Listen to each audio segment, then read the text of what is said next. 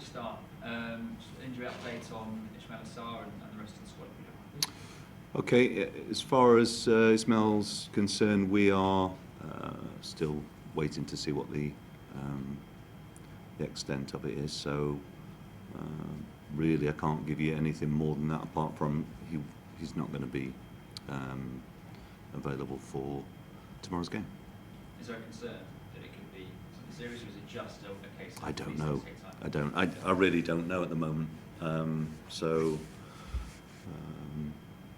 We'll deal with it, whatever it is. It's there's no point me getting ahead of myself in terms of that. But clearly, I understand why you're asking the question, just because he's been such a positive player for us, and But after tomorrow's game, then we've this next weekend is FA Cup weekend again. So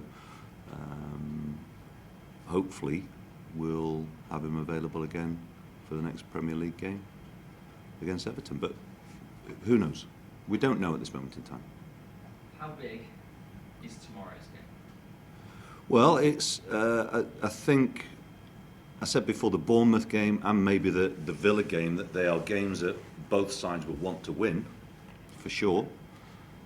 But they're also games in which we don't want to get beat as well. So, these are, I think that's pretty much stating the obvious, in the sense that whenever you play sides who are in or around your own situation, the benefits of winning are huge. And we go into every game with our intention to try and win the game. So, yeah, it'll be another big game for us. But I think they've all been quite significant fixtures for us over the last few weeks. So we have to manage the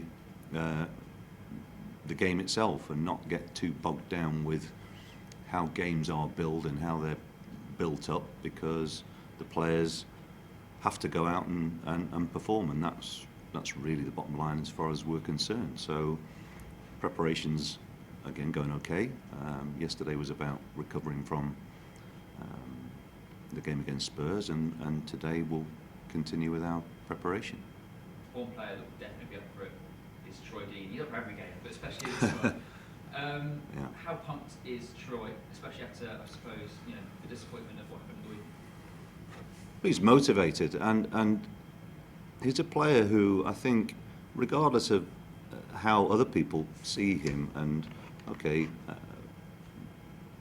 he didn't convert the penalty at the weekend, but I think he thrives very much on pressure. He enjoys being involved in a challenge, and I think that's a big part of his character. So he, like the rest of the players, have continued to have a big role to play in trying to turn our fortunes around this season. So I'm pleased he's available.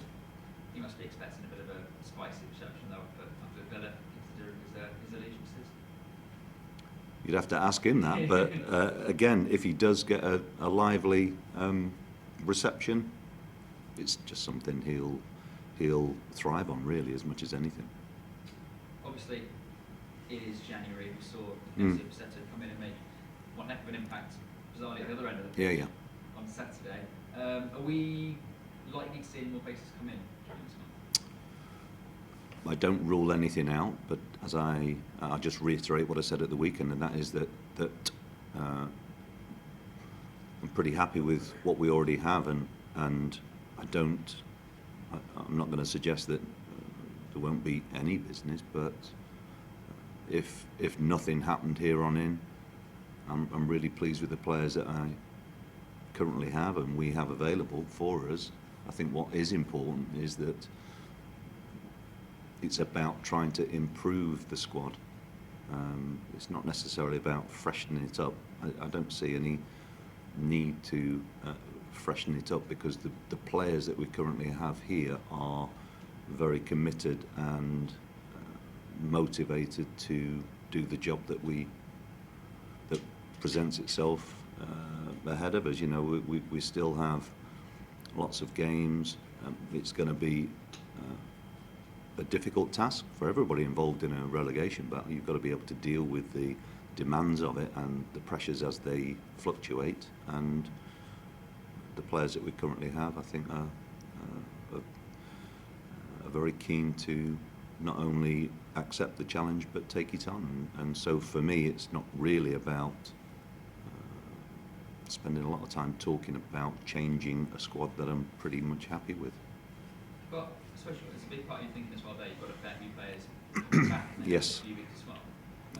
Any updates there, especially? Yeah, I didn't. Yeah, we talked about Ismail, and that was it, wasn't it? So, Kiko is still is making progress, but we'll see how he goes. Danny Welbeck's getting closer and closer, and I think he, out of all of them, would be the one who I would say would be nearest to being ready for selection. Tom Cleverley's back out on the grass, which is good, and then, as I've been talking about in recent press conferences, both Prodl and Jan-Mat are still, not at the stage where we can start speculating when they'll be rejoining the group. So we have progress in some areas, and some players are still, it's frustrating for them not to be at a point where we can start looking to reintroduce them to the group. So, I'm confident that we'll get players available again relatively soon. But during the course of a season, I think what you have to come to terms with very quickly is that you're going to have at any given time players that are not available. And but I think just from my own perspective, coming in at the time that I did, and we got key players who weren't available, it's something very positive to look forward to, that we have players coming back, because they'll be great additions to the squad. Tuesday too soon for Danny? Say again, sorry? Tuesday too soon for Danny? You'll have to wait and see. Yeah. Nigel, obviously only a few weeks since you played Villa at Vicarage Road. Can that help you psychologically, that you obviously won very comfortably and it wasn't that long ago? I'm not sure about that. It's more about the fact that I think we know what they're about. They know what we are about. But having said that, every game presents a slightly different challenge, and we know that we perform well on the day, and we won the game because we deserved to win it. But I don't take anything for granted in football, and I certainly don't buy into the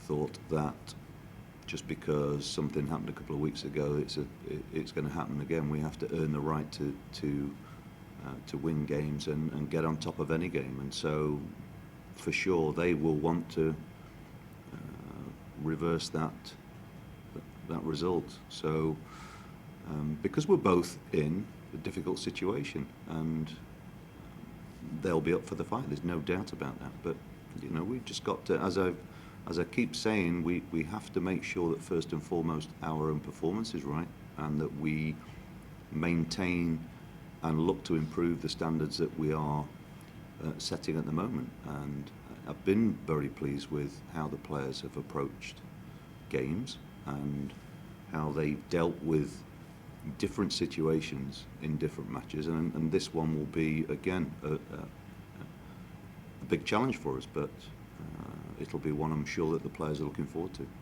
We saw Jack Grealish have a big impact at the weekend. You kept him pretty quiet at Vicarage Road, I thought. Did you have a specific plan for how to neutralise him in that game? Well, we know he's well, if we did, I'm not going to share it with you on here, but he's a very important player for them. He's a very talented player, and a player who the club means a lot to him as well. So we know all of that, and we have a very healthy respect for him. But I'm going to concentrate mainly on our own players. We have to. I said before the weekend that it's important that you understand the opponents that you're going to come up against next, understand how they play, but most importantly for us is that we continue to improve ourselves as a side, and as we've shown in recent games, when we've had to defend, we've defended very resolutely as a team, and that's very important. But it's also important for us to continue to create goal-scoring opportunities, and you know, the game against Villa again will be a similar sort of thing. We're going to have to manage the game as it happens. So yeah, we know Grealish is a very important player for them. Just finally from me as well, looks like the title's going to be wrapped up nice and early, but do you think the relegation fight will go right to the wire? Whether it does or doesn't we can't tell at the moment, but I think you have to be prepared for that. And I said right from the start that if we get a chance on the last day of the season, then you know, then that would be something to almost look forward to at that point. Now you have to reassess it as you go, and clearly the benefits of getting out of a situation earlier are pretty obvious. But whatever, you've got to be prepared to deal with it for the duration of the season, and that's what it's about. It's about being able to manage